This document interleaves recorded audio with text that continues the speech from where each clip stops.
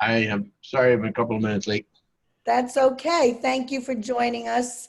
I'd like to now I'm Robin Kluge, and I have been chatting with Jackson Health System for about 6 weeks, maybe just prior to, or just when COVID scared the death out of all of us, or scared us half to death, I should say. And we have now gotten to this day, which I'm very excited about, and I welcome Mr. Carlos Magoya, the President and Chief Executive Officer of Jackson Health, along with Dr. Peter Page, who is the Senior VP and Chief Medical Officer for Jackson Health Systems. We also have Mr. Matthew Pinzu, the Vice President and Chief Marketing Officer, Ms. Flavia Izzo, Executive VP Chief Development Officer. So thank you all very much for taking your time to host this and along with me today. And I thank all the guests that are signing up to hear your words of wisdom. I just want to start by saying that when we began this conversation in early March, it was about, oh my God, what is COVID? And now we're at the point where we're saying, okay, are we staying safe at home or should we step out safely? So today I'm hoping to cover that timeline. And if anyone has questions along the way, type them in chat. We'll try to answer them as we go. And if not, at the end, we'll have a little question and answer session before we log off. So I'm going to turn it over to the panel. Please feel free to start wherever you're comfortable. Well, thank you, Robin, for facilitating this call, and we really appreciate it. Let's into your comment and what is COVID. So why don't we start off with Dr. Page and let him give us the scientific / clinical side of COVID, what the virus is, and what we're trying to do about it, and I'll add from there if you don't mind. So with that, Dr. Page.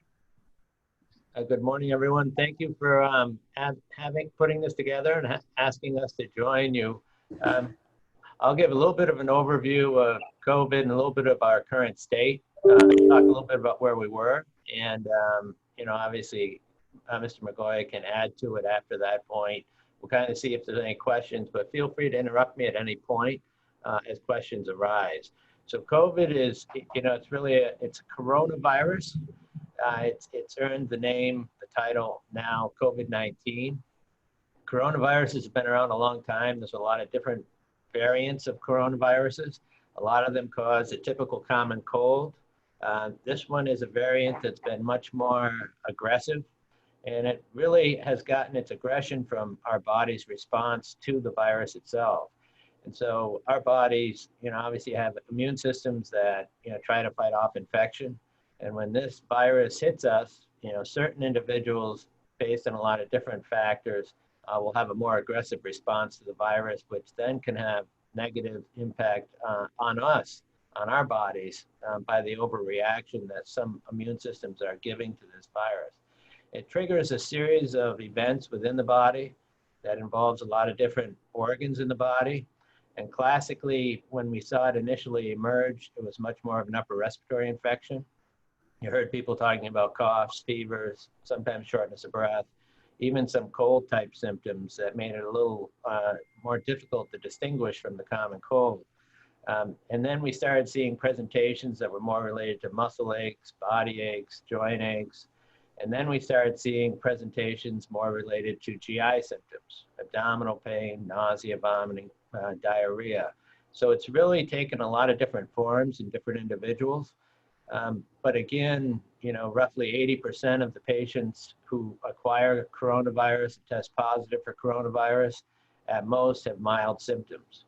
It's that 20% that's the balance, and about 5% of that 20% really get hit hard by this virus. We've seen over the course of the past couple of months a great variability in presentation, both number, timing, quantity. But we're fortunate enough at this point where we're starting to see a downward trend in Miami-Dade. Our current state, we have about 115 patients that have tested positive that are in one of our facilities, and we've discharged a much higher number, closer to 500 patients over the course of the past 2 months. We continue to maintain close watch on our abilities to manage more patients. Our ventilators right now are using about 30% of our overall ventilators, but of those, less than 20% are being utilized for COVID-related patients. And so we still have a lot of ventilator capacity. We still have a lot of room. We've intentionally shut down some of our volume to make ourselves more able to take care of COVID surges as we've been tracking this over the past couple of months. But I'd be remiss if I didn't talk a little bit about what Jackson has done over the course of the past couple of months. The preparedness has been amazing. The leadership team has been amazing, but obviously our overwhelming thanks goes to our frontline workers. They've just been amazing over the past 2 months, providing the highest quality care for very difficult populations, but also very challenging circumstances. We continue to watch our testing processes really closely. We continue to monitor our PPE very closely. Our procurement team has done an amazing job at making sure that we have enough PPE to manage these patients as they come in, along with our baseline patient volumes. And on the testing side and the PPE side, we're constantly looking at opportunities to improve and get better and better. And as we learn more and more about this virus and its presentations and the care that they require, it's really an opportunity for us to collaborate, not just in South Florida and with our major partner at the University of Miami, but also across the state, across the country, and internationally, as it relates to a lot of these places that were a little bit out in front of us as it relates to COVID patients and some of the surging that we saw in weeks, months prior to our real focus, which has been in March, April, and May thus far. So it keeps us on our toes, but obviously, as everyone's aware, the cities and the counties are starting to open back up. And as that does, we want to be prepared for whatever's coming. And so we're constantly, looking at when a resurgence may occur, how it may occur, and what we would do, to help support the community and our patients and their families as it relates to ongoing needs or increased needs as the status of COVID changes.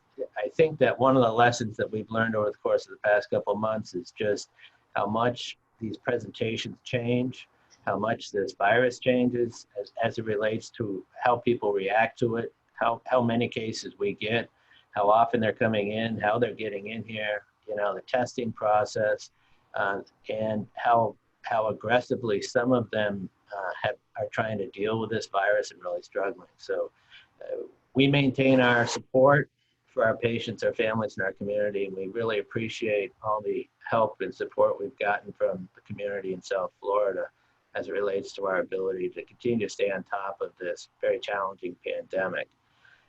And with that, Carlos, I'm sure you have some stuff you want to add or any other places you want me to address. Thank you, Peter. Let me just add a couple of things from the Jackson standpoint, and I'll talk to you a little bit about the community. And so one of the challenges is when everybody in the community has been looking at COVID, they've been looking at CNN or Fox, and they've been seeing New York being completely overrun with patients. Well, that has not been the case anywhere else in the country, and specifically here in Miami-Dade County. We have an opportunity. Dade, Broward, and Palm Beach are run by very few groups of hospitals, and predominantly it's done by us, Mount Sinai, University of Miami, Baptist, HCA, Tenet, Nicholas Children, of course, Broward Health, Memorial, Holy Cross Cleveland Clinic, and that really covers just about every hospital in South Florida. I think I covered just about all of them. But then what we've been doing since the very beginning is every one of us have been getting together. First, originally was every day, and then after that was 3 times a week. Well, we basically were looking at the number of beds, hospitalized beds. The way the media has been looking at this is the number of people that tested positive. Well, as we open more testing sites, of course you're going to have more people testing positive because their percentage of the population is always positive. The question is more important is what percentage of the population is testing positive? That number has been running around the 6.5%, which is lower than what a lot of other places have been. And that has not changed. The other one that's been very important, as the governor as well as the mayor has been tracking, is the number of people in beds, in hospitalized beds. Peter talked about the fact that here we had 115 patients in our entire system, COVID positive. The maximum was 167 over the last 2.5 months. Now picture this, that's in a hospital where we have 1,600 beds. So less than 10%, right at 10% at the peak of our patients were in hospitalized beds. We also learned a lot from New York, where basically less and less ventilators were being used because the outcomes were better when you use less ventilators in this pandemic. So it actually has given us a better outcome. For example, the survival rate in New York City for people on ventilators was 18%. Ours is dramatically higher than that because we learned from them on the things that we needed to do. So there's been a lot of positive stuff. The other thing is our laboratory. We do all our testing in-house. We don't use we started with third parties, but now that we've been able to do it, we do it all in-house. And our docs, which are actually run the laboratory, I've been testing all these machines, and many machines that everybody thought were the greatest of things turned out to have false negatives, a high percentage of false negatives. So we've been retesting and making sure that we stay with the highest quality of tests possible, so that we can have the better outcomes. And today, we are, we have our patients are isolated, our COVID patients are isolated in specific floors, and the rest of the hospital, basically, we're back to doing elective surgeries and trying to run it as normal as possible. We have a limited number. We really haven't had any visitors. We are now, as of tomorrow, we're going to start having a visitor per patient coming in for elective surgeries, and probably in a couple of weeks we'll have one visitor per patient for all visitors, and that will obviously change over time. So those are the challenges that we have with that. Now, financially, that's also been a problem, because the moment that this started, and we went from having 1,300 or 1,400 people in hospitalized beds and running 100 surgeries a day, we went from that to no surgeries and very few patients, and that dropped our revenues by $40 million a month, at a time in which our expenses increased because obviously we kept all our employees, but then the PPEs and all the other equipment. So that has been a challenge. The federal government help has done some help, and we don't know exactly what the final numbers are going to be on that, so we continue to work on that. And frankly, Flavia and her team with the foundation have done a really good job with the community, where we have actually raised approximately $3.5 million, I think is the number right about now, from a community perspective. That's also been helpful in helping us with some of the revenues and challenges, as well as the expense increases. To your point, Robin, that you had about whether we should go out or not, there's a lot of different concerns out there and a lot of questions. And obviously everybody talks about the mask and the gloves. And I'm not a doctor, but I will tell you, I've probably learned more about this pandemic than I ever wanted to know in my life. But I will tell you this, the important thing is to be socially distant, to be up over 6 feet. And when you cannot be over socially distant, then you want the mask. A challenge with a mask is that if you have a mask on and that mask gets wet for whatever reason, whether it's rain, perspiration, or you sneeze into it, anything else, the mask stops being effective. The moisture in the mask allows particles to go through, and it's an ineffective mask. So therefore, if anybody's out there jogging or exercising, or now starting next Monday going to the beach when it's hot and the mask gets wet, that's not going to help. So the more important thing is, when you're doing any kind of those exercises, you're better off not having a mask, but staying socially distant from people, and making sure that and 6 feet is what we're all saying. So that's the important piece. And the masks that you should be using are basically, a surgical mask, something as simple as this. People have been talking about N95, and those N95s are masks, or KN95s, depending what you're talking, are oxygen retardant masks. They're used by our people when they're actually doing procedures in which there's going to be something coming in the air directly at them. So that's the only time you use them. You can't use an N95 at all times, because it cuts the oxygen coming into your body, which is not necessarily a good thing. So a surgical mask, which does cut some of the air coming at you, but it's still enough, is actually the best way to go about it. And then Gloves are wonderful, but sometimes an over-reliance on gloves is not a good thing. The important thing is to make sure that you wash your hands on a regular basis, whether you do it with Purell or just soap and water. Minimally 20 seconds at every time that you do it, because we all have a tendency, we don't know we're doing it. We put our fingers in our mouth or in our nose or in our eyes, and then in dirty hands, it gets the virus from potential touches that you may have from people or anywhere else and get it into your body that way, especially getting into the mucous membrane. So we've been working a lot with the mayor, or I've been working a lot with the mayor and the governor, and how to open the county and the state in South Florida. And frankly, the bottom line is, as long as the hospitalized beds continues to drop, that's what we're focused on. The challenge that we have today, right now, is nursing homes, because a lot of the nursing homes did not have the proper PPEs and do have a lot of the challenges. People, by far, the greater percentage of people that are at risk with this virus are people over 65 or 70 years of age with other comorbidities, specifically obesity and diabetes as a priority, and probably, Peter, your lung and heart is probably third and fourth, correct? Yeah, diabetes, heart disease, lung disease, obesity, and any disease that compromises your immune system. So Dr. Page, is that where the highest risk is for contracting it, or that's the highest risk for people who have a bad enough reaction to it that they need to be hospitalized? It's more for the seriousness of the infection. So the people that are at risk of having more complications from the COVID-19 infection are the ones with these comorbidities and greater than 65 years old.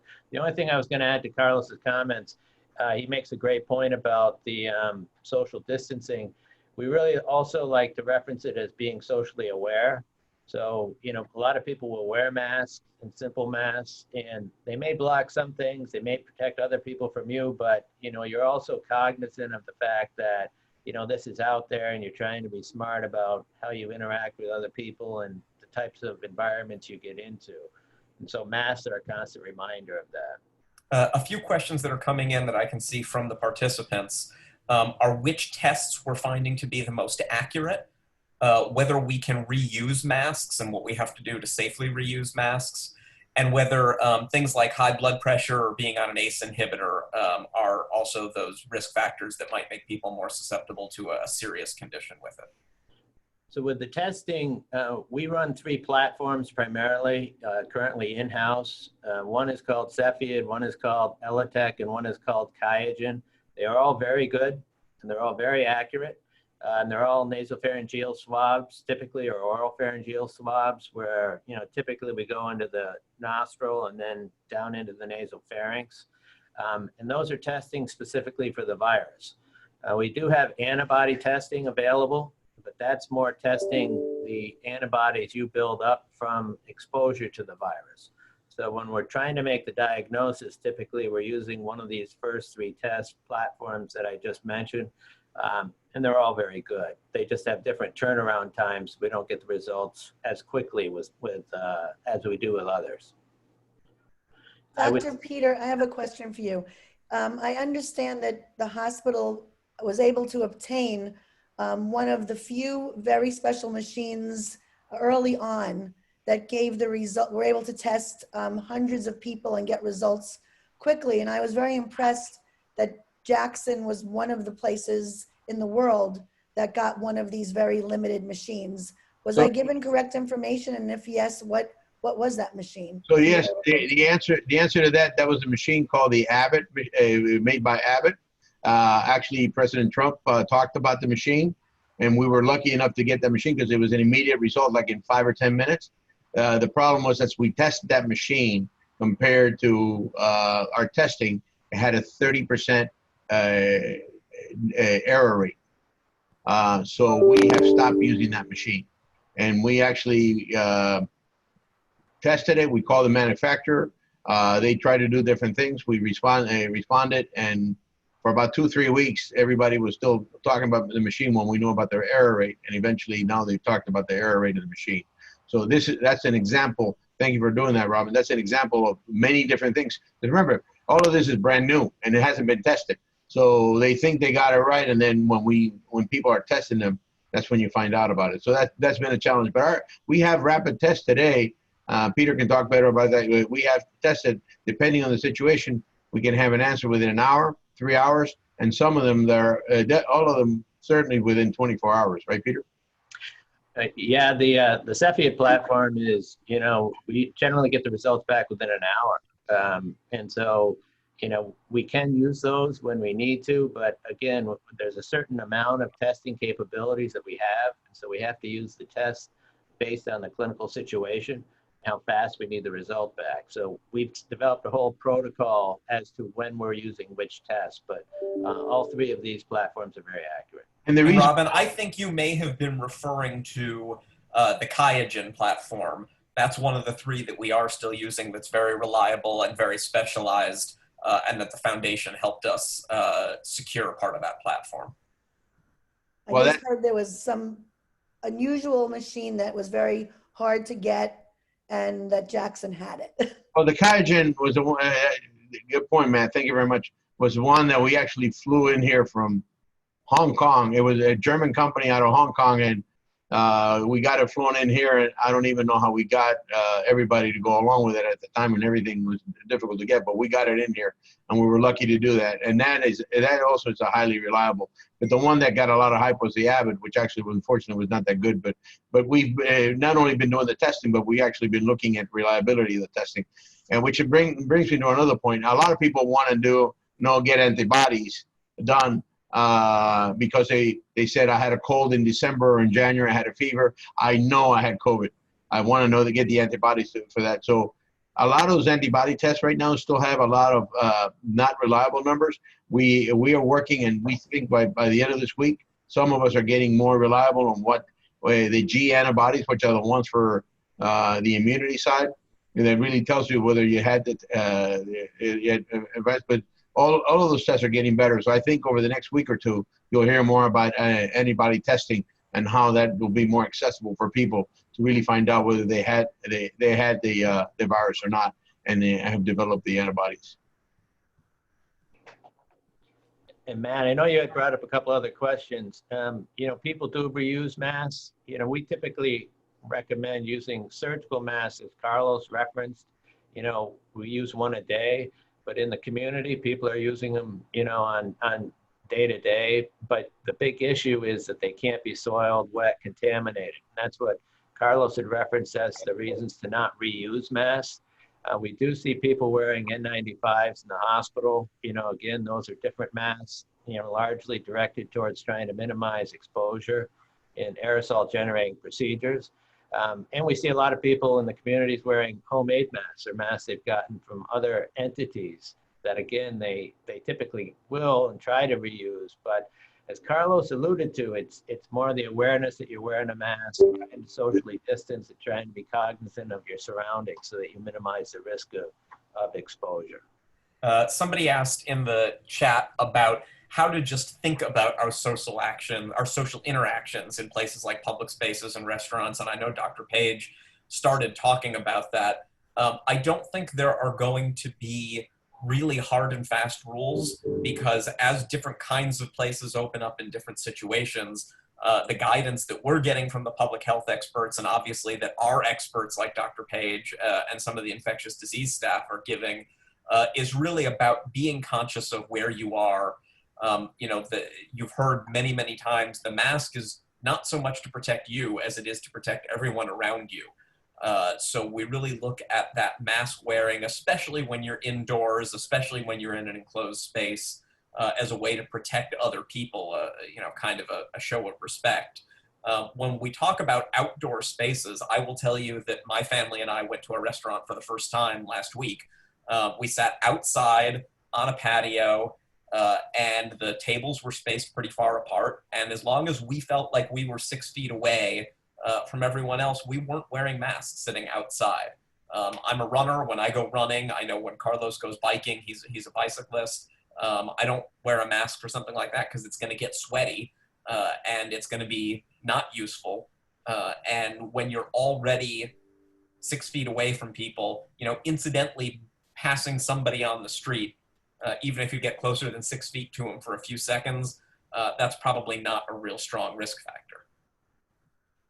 You got to use you got to use your brain. At the end, I see this all the time. I live in Coconut Grove, and people walking past each other, they're going like 15 feet away, and they're overreacting, getting in the middle of the street. Well, their own safety, they might get run over. So let's just because you're passing by someone 3 feet away, there's no contact. This is not an aerosol thing unless somebody's sneezing or something. So you can use your common sense on some of the things. Social distancing is important. And when you go into a restaurant, where they're going inside a restaurant, and they're doing it now, it's actually doing a very nice job of keeping the tables all far apart. As long as you will be sitting with some of your people, and the idea is that you will be within 3 feet distance from each other, and obviously you're not directly in front of by each other. So that kind of works. Of course, that's why everybody promotes being in the family or not. There going to be some risk, but it's going to be minimal risk, and that's why the mask is important. Of course, you can't eat with a mask on, but getting to the table and back, wearing the mask it's important to make sure that you're protected within that 6 foot distance of passing somebody else. Another question came up in the Q&A. Somebody who has family in the UK and in Italy, and asking really two different questions. When do we think it's going to be okay for them to travel here? And whether there are places that they can get medical insurance just short term for a couple of months that includes coverage for COVID-19. I'll ask Dr. Page to answer when he feels like it's going to be safe for them to come here. But remember that is somewhat divorced from when the federal government is going to start allowing a higher volume of incoming international flights. So you've got a regulatory question, and then Dr. Page can probably touch on that medical question. And Carlos probably knows more than I do as far as what kind of short-term insurance products are out there, because I'm not familiar with that. And I would say, this is still evolving. We really don't know. I would be, personally, I'd be nervous right now to jump on a plane and fly long distances. I think part of it is because as we continue to open up, we just don't know, what's going to happen with the resurgence in different parts of the country or the world. I think that eventually, as the airlines continue to embrace, the preparation for the coronavirus, for COVID-19, and I think as people continue to learn more and more about it, I think that, people are going to start flying again. I would be curious to hear Carlos's response, because I'm still looking at July, maybe August, as potentially when planes are going to start getting busier and busier again. But I can't tell you definitively just because we don't know now and then. Very difficult to predict. But obviously planes are going to be a risk of exposure when you put a lot of people, especially in close proximity to each other, as we've seen, over the past couple of months. There is a risk, but there's a risk in a lot of stuff that we do. So eventually it's gonna have to take off again. Thank you very much for that vote of confidence, Vic. Peter, as I get ready to go on a plane to Aspen, Colorado next Friday. But wear your mask. The process that they've got right now with the airlines, which I'm very intimately familiar and talked to the airport director quite a bit about it, is that they obviously are doing a really good job of cleaning the planes, but forgetting that they clean the planes. It's also safe to make sure you take your own, your mask, as well as the ability to clean everything around you and stay within your seat. And they're keeping them socially distant between seats. So I think that someone is protected, but then again, it's up to the individual and how you feel about it. And someone is going to feel more comfortable, like I do, getting on a plane, and someone is not going to feel as comfortable. So you have to do what you feel is most comfortable for you. Robin, you had a question. I'm sorry. Yes, I did. My question is, throughout this meeting this morning, there's been several inferences of, we don't know what to expect or if there's a resurgence. What is the nitty-gritty behind your thoughts on this subject? We're opening up restaurants. I understand that some are doing this social distancing, and then I've heard where others have packed people in like sardines. So it's very hard to control anything except our immediate environment. So if we decide to step out and we find ourselves, in situations that we feel compromised, what's going on behind the scenes what are you thinking is going to happen now that we're reopening, and Well, when? The point about pack the sardines, if it's anywhere in Miami-Dade County, I know that our people would want to know because they're being, what I mean by our people, I'm talking about public safety, because they're being really, really strong about making sure that we don't have those issues. And I don't know of any place that that's happening at this point. But if you feel at any time uncomfortable about the area that you're in, the first thing you should do is step away and stay socially distant. Look, Peter said it, I think, very correctly, that really 97% of the people that get the virus are either not going to know they have the virus, or they're going to have some very mild symptoms that they don't even know it. In some cases, they may think they got a cold. This virus is no different than it behaves like another flu. It's just more contagious, and it's deadlier for people with comorbidities. So, but it still behaves like a regular flu. And people, nobody ever thought about when you had a cold not going to work. I think people are going to change how they look at that in the future. I'm one that, when I had a cold, I went to work. I'm not sure if I'm going to be doing that in the future, not for myself, but for other people, especially as we're now learning to use, different virtual ways of communicating, and we don't necessarily have to be in the office when you're not feeling well, and you can work out of the home. So we're learning all these new things. I think and people are being observant about these things, and people are not getting crazy, at least what I see for the most part. So there will be a second wave, and there will be a third wave, which happens in every flu and every virus. Some of these, by the way, viruses that Dr. Page was talking about, some of the coronaviruses that have been happening for decades, they still don't have vaccines for them. We may or may not have a vaccine for this, but how you deal with this is a social distancing, and the less people that get infected, the flu starts going away over time and gets down to a minimal. But let's hope there's a vaccine. But we got to learn how to live with it while the flu is there without a vaccine, because we don't know if we're ever going to get one. The other thing is it's important to remember how different this is region by region, not just state by state. And sometimes because we're so bombarded with, whether you're getting your news on cable or over social media or whatever, news about something happening in South Miami tends to look the same as news about something that's happening in rural Wyoming, right? There is probably a lot less risk to going into a 50% full restaurant in rural Wyoming than there is doing it in Aventura right now. So we need to really stay attuned to the fact that more and more, this is going to be a different phenomenon in different states and different counties at different times. So there may be times where one community is really peaking, like Manhattan was, a month ago, where another large city may really be kind of in a lull. So your comfort level with doing different things, like Carlos said, you have to kind of set your own comfort level, but that comfort level may be different in August and in October and in February. I also want to make sure that I don't lose. Bill asked a question about this short-term insurance. So I haven't heard of a short-term insurance related to COVID. There are such things as the Obamacare insurance that you can actually get. And again, any of those, you can actually get insurance for any kind that you can drop after some period of time. But there is no such thing as a short-term insurance related to COVID at this point in time, at least that I've heard of. And I'd be really wary about anything that advertises itself as COVID insurance or as short-term insurance.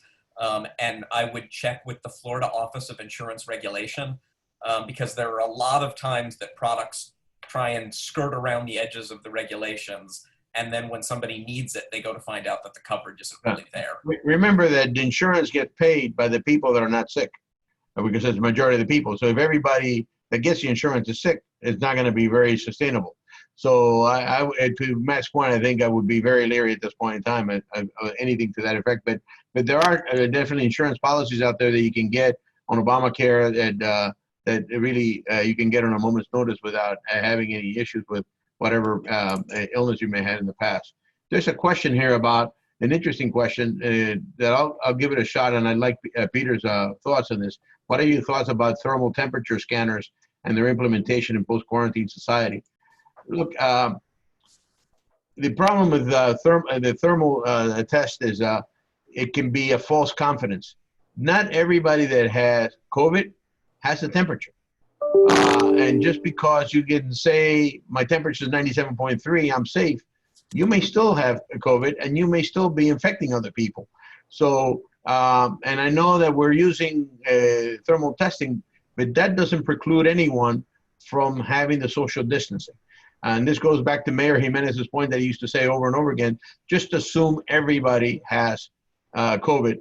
So therefore, even if the people have no temperature, stay socially distant from them. Peter? Yeah, I agree with you. I think it helps you if you identify a fever in somebody that may or may not have symptomatology. It may, flag them as something different, but there are a lot of patients that we're seeing that don't have fevers. And so you can't use that as an exclusive rule-out screening process. The other thing I would add, when we talk about a resurgence, resurgences mean a lot of different things to a lot of different people. For us, as a healthcare system, we have to be ready. Oftentimes for the unpredictable, which Jackson is notoriously well known for, is our preparation. So we're constantly preparing for things that other people may not be prepared for. And when you see a lot of these areas that have really been hit, oftentimes they were hit before they were as well prepared as they could be, or in some cases where they couldn't have known it was coming, but it catches them off guard. Fortunately for us, we started our preparation long before we started getting cases in our health system. And so we were more prepared, but now everybody's more prepared. And so if the number of cases starts increasing again, it's going to be a different way that we're going to handle it based on everything we've learned over the past several months and everything that healthcare systems have done to better prepare for a potential resurgence. For us, we're tracking number of positive cases, and as Carlos alluded to as well, the more testing we do and the more positive cases we're going to get. So we're not overreacting to the number of positive cases, but we're trying to do all we can to mitigate the risk for the high-risk population. We have two questions there that I think, Matt, if you don't mind, we should address. The first one is, how long do droplets stay in the air when someone coughs or sneezes? It's not so much the droplets being in the air, it's really the projectile. If you sneeze or you cough, the projectile of your substance going across to someone, and that's the reason for the 6-foot distance, where you actually have a direct sneeze that may hit your body and you have contact that when it goes in your body is actually the issue, which is the reason for the mask and making sure so there's all, they don't have a specific, I don't believe at this point, on how long it takes in the air, but in the air itself, if somebody sneezes and you walk by 20 minutes later, it's not going to do anything, even if the droplets are there, or 10 minutes later. It's only when those droplets hit the surface and you may touch that surface that may be a challenge. And again, those happen fairly quickly. That's the reason why washing their hands as often as possible is extremely important. And that's the challenge behind that. And as you're seeing stories in the media about that, and I say this as a longtime former reporter, be careful about exactly what you're reading, because there's a difference between the virus can be detected on a surface after 12 hours, after 2 days, after 3 days, and whether that virus whether there is enough of it and it is viable enough to infect you. Correct. So I think what we are starting to find is the virus may be detectable on that package that you bring in from UPS that was, that you left to sit for 24 hours before you picked it up, but it is extremely unlikely that that is viable enough to cause an infection.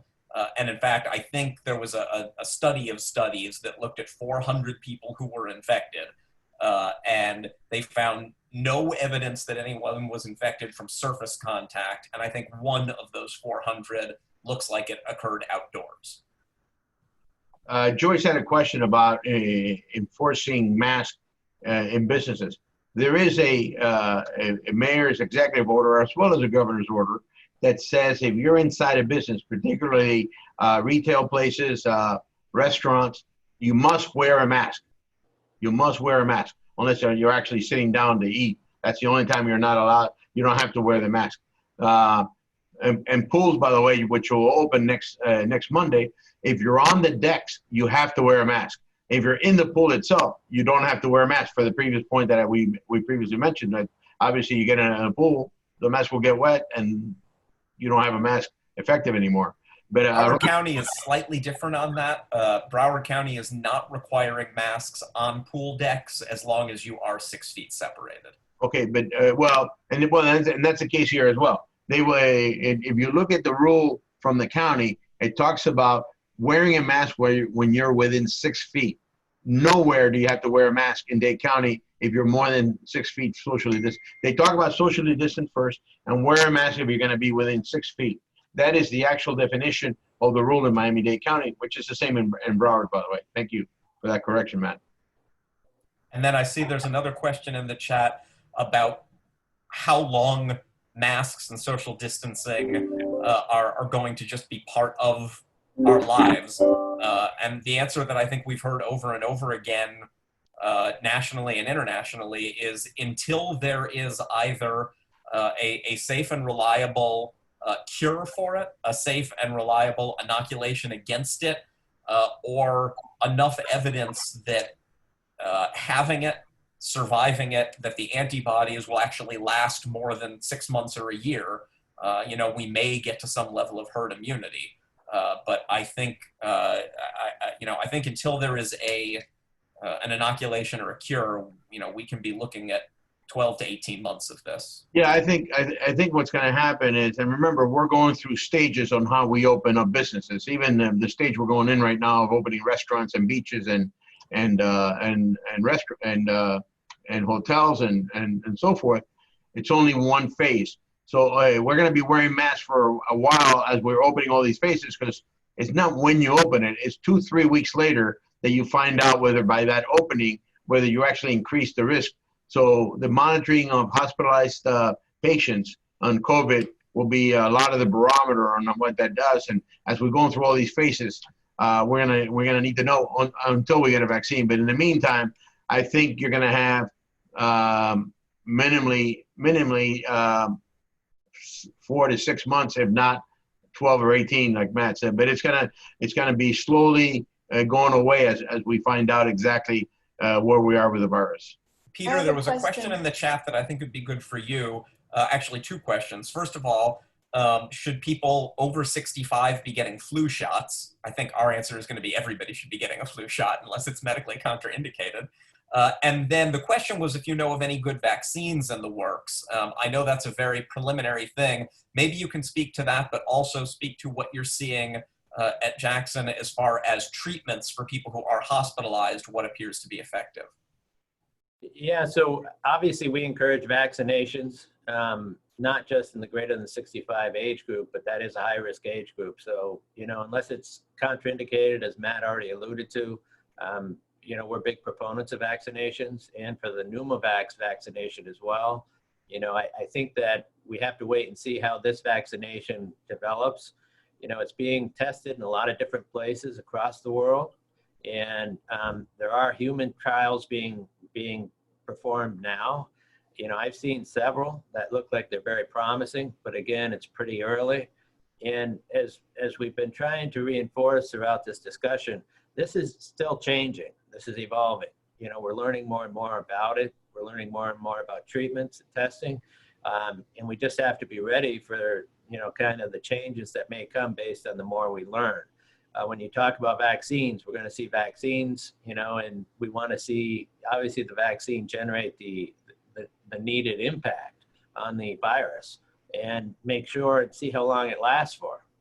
There's a lot of different things that could happen. The virus could change. It could take another form at some point. So there's a lot of this stuff that we have to keep our finger on the pulse of to try to make sure that we're responsive to the new findings and the new stuff that we learn. But in general, vaccinations are a positive, especially around those high-risk disease processes. The journal, medical journals on Monday talked about 12 different human trials that are going on for vaccines at this point in time, which actually helped the market get move really well. And then there's several dozens that feel positive about futures. But to Peter's point, there could be variations on the strain. There could be a lot of different things.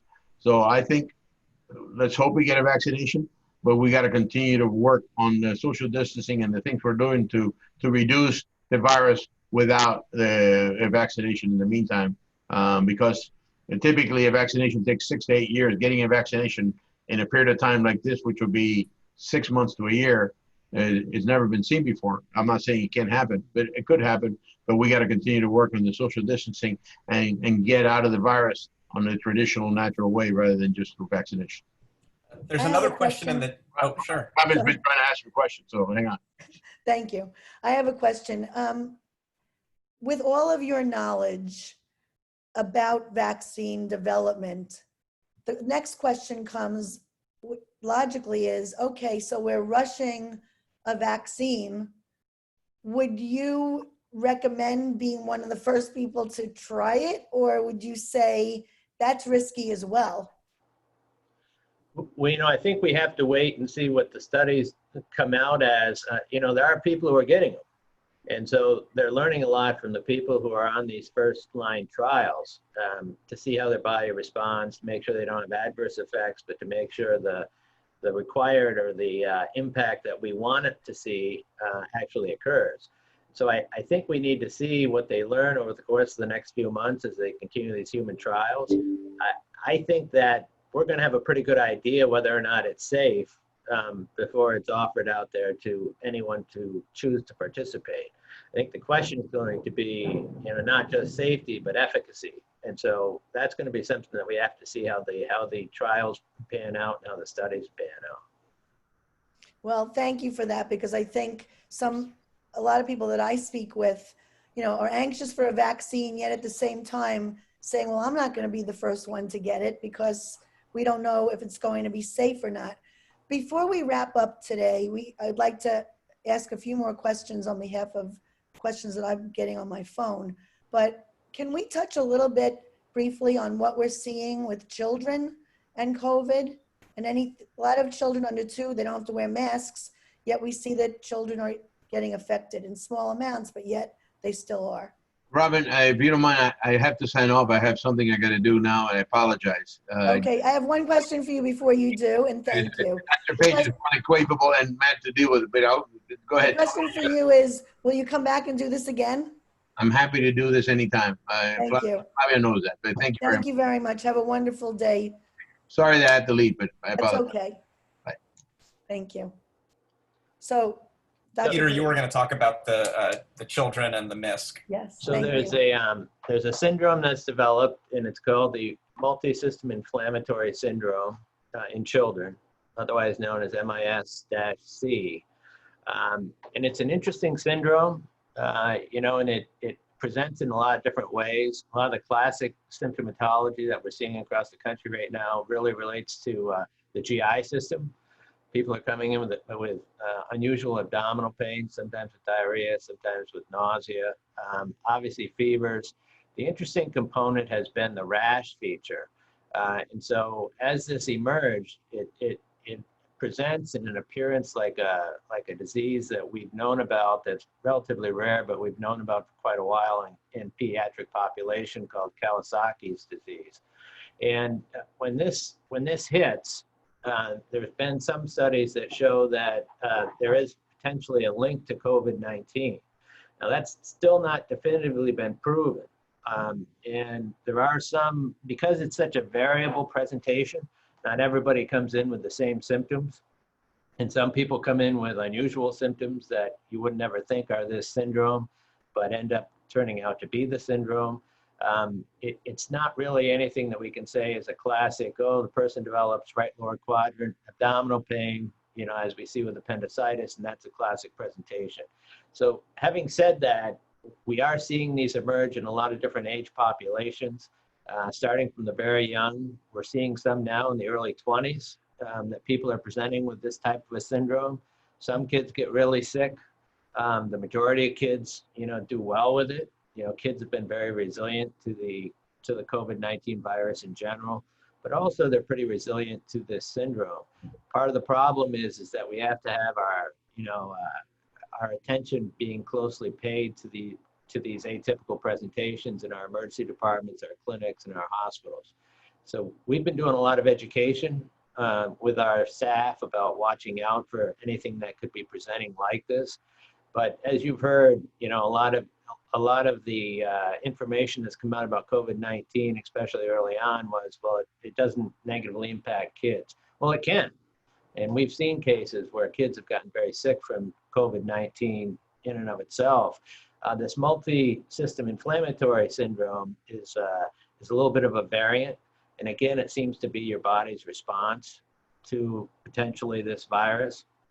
But if kids get in, recognize it, get in and get care, the majority seem to be doing quite well with it if they get the supportive care they need.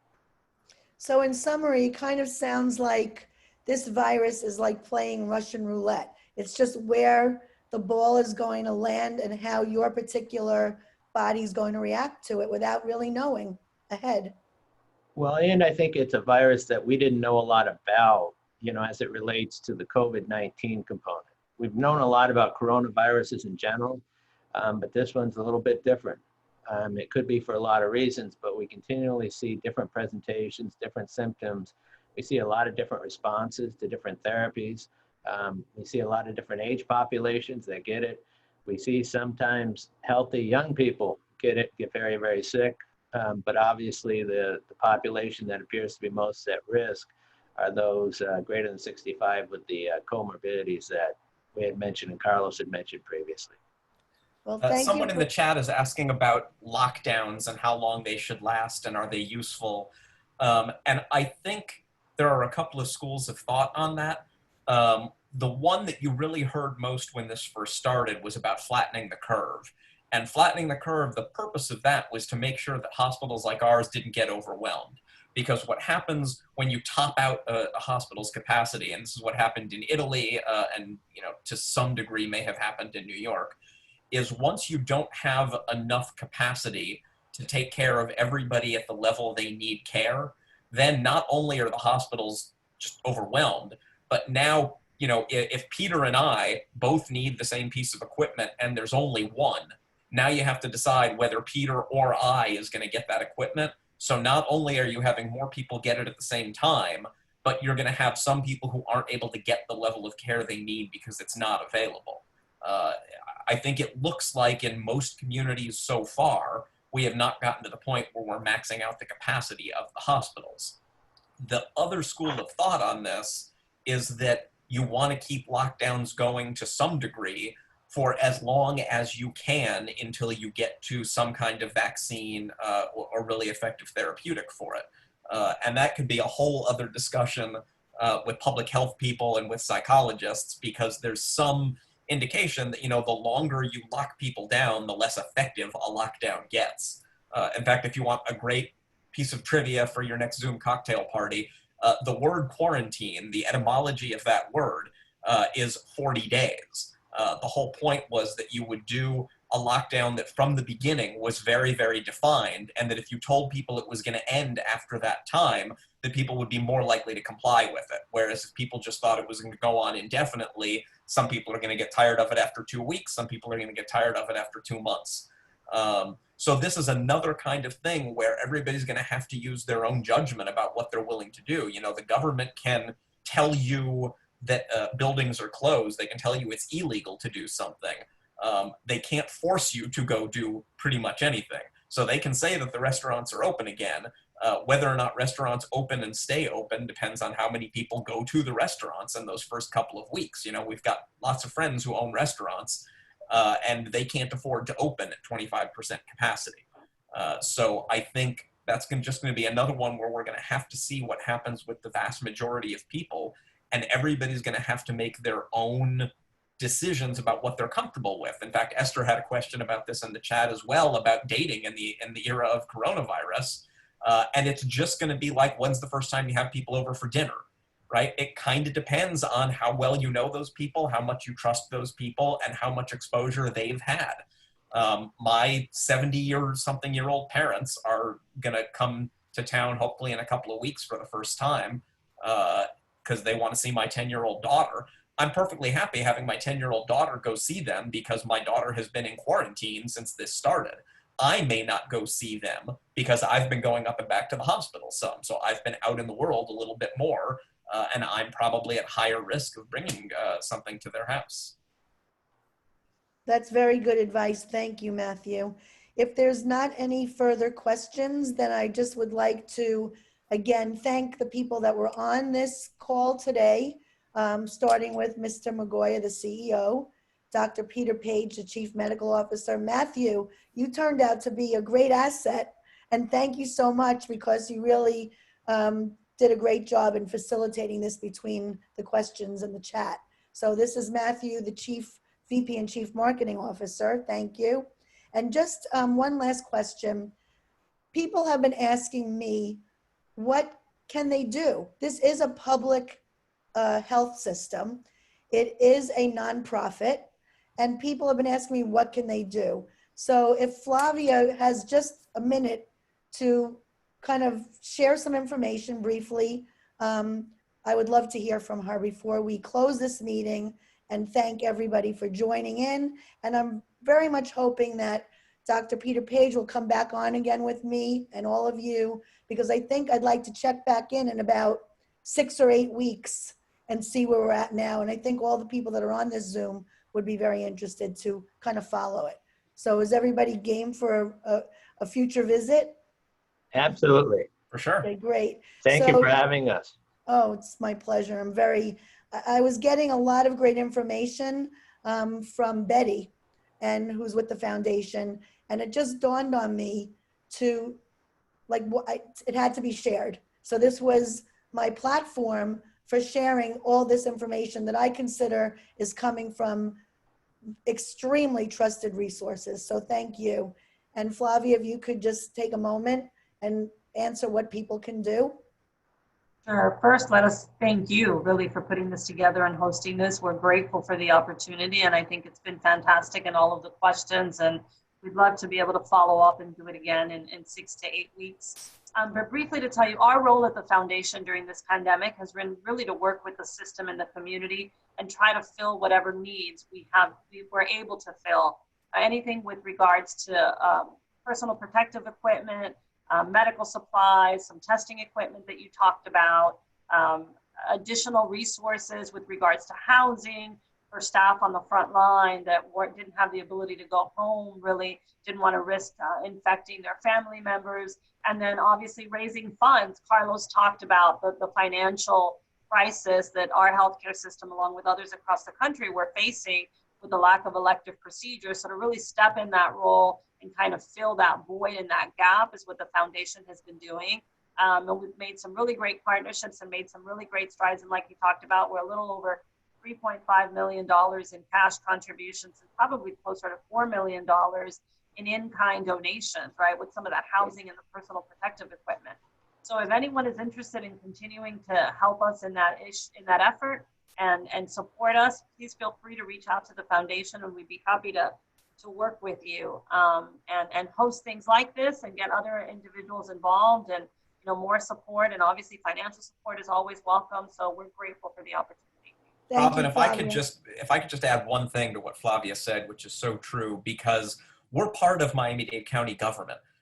Unlike other hospital systems in town that have really, really large endowments that are helping carry them through this time, because we are a public agency, we're not sitting on, $1 or $2 billion in cash like some of the other hospital systems in South Florida are.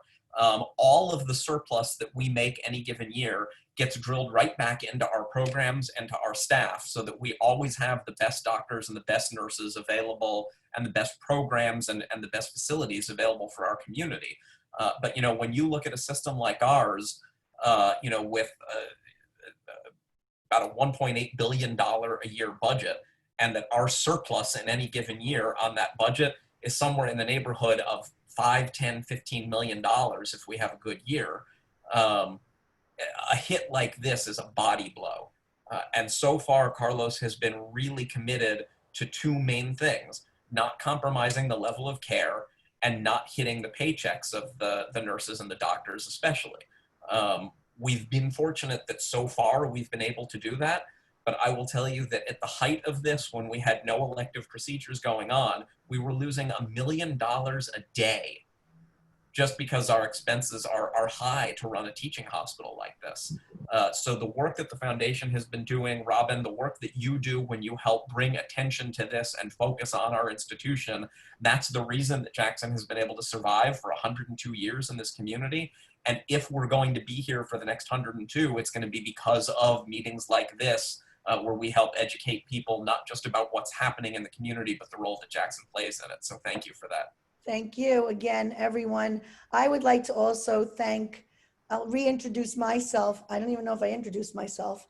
I'm Robin Kluge, and I am a community member here in Miami for the last 15 years, from New York originally. I work with Douglas Elliman, the real estate agency, and I'm mentioning that because this Zoom happened today because they're behind the scenes making it happen. So they're supporting me Zooming with you. So we're all in this together. And I want to thank them and my team behind me, Gus and Imad. If it wasn't for the two of you, this wouldn't have happened. So thank you. And with that, we look forward to maybe doing this again in the future where we have some more updates. And I think it's great because I feel, and I hope everybody would agree, again, it's about getting information from trusted resources because we're hearing so many different things. We don't know, our heads are swimming. And it is a point in time right now at this moment that we're all thinking about stepping out and we want to be safe. So thank you so much, everyone today. Thank you. Thank you. Thank you very much.